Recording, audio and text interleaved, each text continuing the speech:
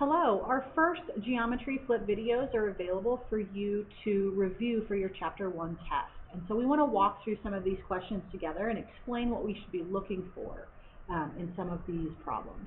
And so the first few problems have to do with section 1.1, points, lines, and planes.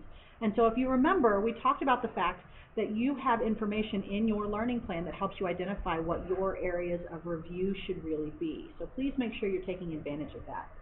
So we want to name three pairs of points that are collinear in the picture at right. And so we want pairs.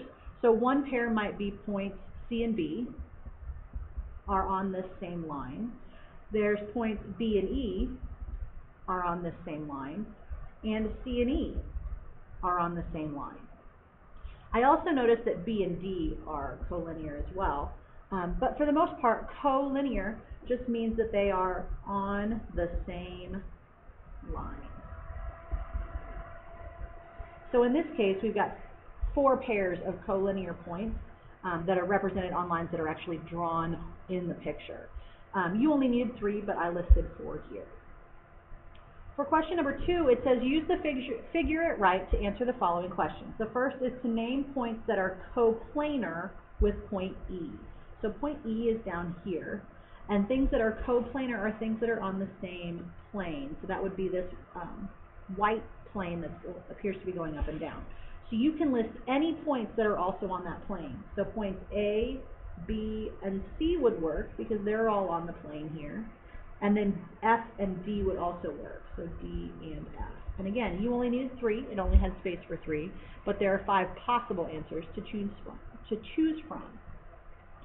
Then we have name the plane containing line N. And so when I see line N here, I notice that it's actually in both planes. It's in plane P, which is the gray plane, which is the easier one to name.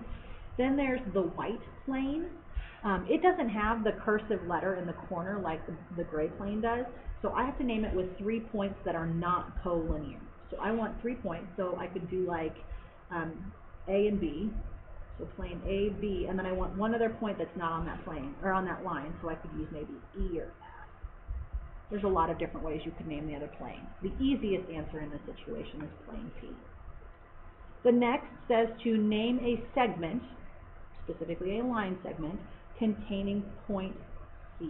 So when we name a line segment, I could name this AC, or, which is this line segment here, or BC would also work. Remember that when you talk about line segments, you could also reverse the order. So you could certainly call this CA and call this one CB. Then it asks for the intersection of BE, which is this line here, and DF, and they cross here at point D. So sometimes highlighting or tracing over that information is helpful.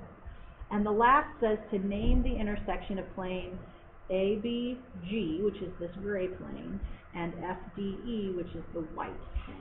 Well, they intersect here at line N, which is probably the easiest way to name that, but you could also name it based off of these 3 points. So I could say line AB, or reverse the order, line BC, or reverse the order, or line AC, or reverse the order. So any of these names could potentially work.